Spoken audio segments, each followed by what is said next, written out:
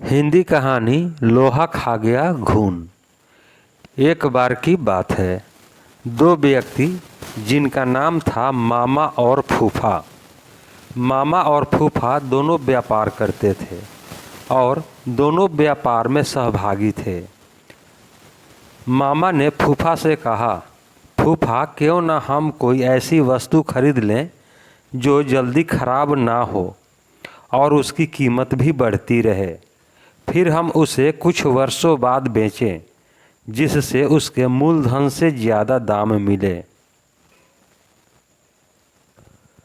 फूफा ने कहा, ठीक है मामा, तुम्हारी बात तो सही है, पर हम खरीदे क्या?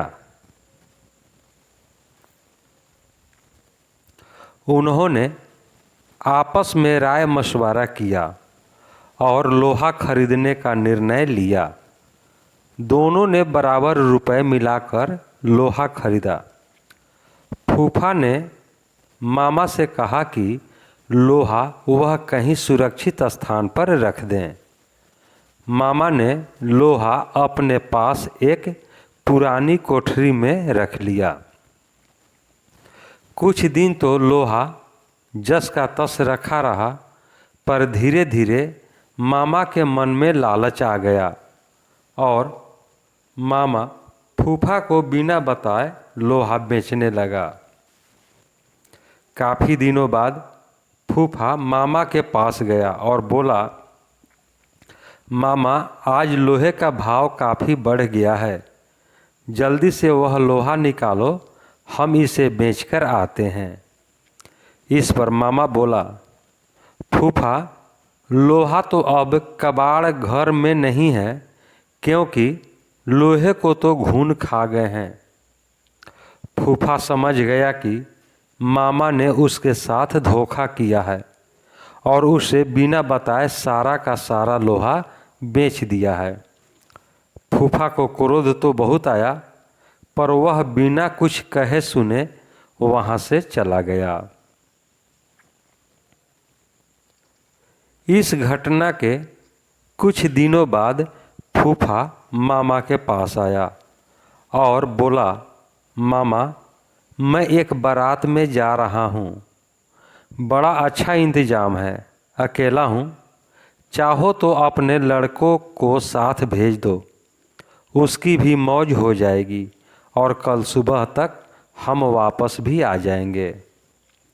मामा बोला, क्यों नहीं, बेशक तुम मेरे लड़के को अपने साथ लेकर जाओ, और हाँ, इसे बारात में अच्छी तरह खाना वाना खिला देना। फूफा बोला, यह भी भला कोई कहने की बात है? यह भी भला कोई कहने की बात है मामा, तुम निश्चित रहो। इस तरह 2 दिन बीत गए। मामा का लड़का अभी तक घर वापस नहीं आया। मामा को बहुत चिंता हो गई कि अभी तक उसका लड़का घर वापस क्यों नहीं आया है। वह अपने लड़के के बारे में जानने के लिए फूफा के पास गया और बोला, फूफा मेरा लड़का कहाँ है? वह अभी तक घर वापस क्यों नहीं आया? फूफा ने कहा, क्या बताऊं मामा, रास्ते में एक चील तुम्हारे लड़के को उठाकर ले गई। मामा बोला, ये कैसे हो सकता है? भला कोई चील 12 साल के लड़के को उठाकर ले जा सकती है? सीधी तरह मेरा लड़का मुझे वापस करो, नहीं तो मैं राजा भीम के पास जाऊंगा। फूफा बोला, ठीक है मामा, चलो राजा जी के पास चलें, अब वहीं न्याय करेंगे। मामला वहाँ के राजा भीम के सामने पेश हुआ।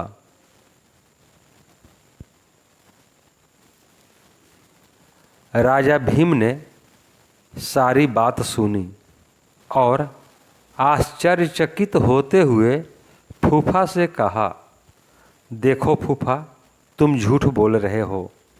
भला कोई चील 12 वर्ष के लड़के को उठाकर अपने पंजों से आसमान में ले जा सकती है। इस पर फूफा ने उत्तर दिया, कथा कहूँ कथावली, कथा कहूँ कथावली सुनो राजा भीम, कथा कहूँ कथावली सुनो राजा भीम, लोहा को घूनन खाए तो लड़का ले गया चील, लोहा को घूनन खाए तो लड़का ले गया चील। इस पर राजा भीम सब समझ गए और उन्होंने मामा को आज्ञा दी कि वह फूफा का लोहा वापस कर दें और फूफा को कहा कि वह लड़के को मामा के पास वापस पहुंचा दें। दोस्तों, यह कहानी आपको कैसी लगी? वीडियो को लाइक करें, शेयर करें। चैनल पर नए हैं तो चैनल को सब्सक्राइब कर लें, बेल आइकन का बटन दबा दें, जिससे कि ऐसी कहानी आपको मिलती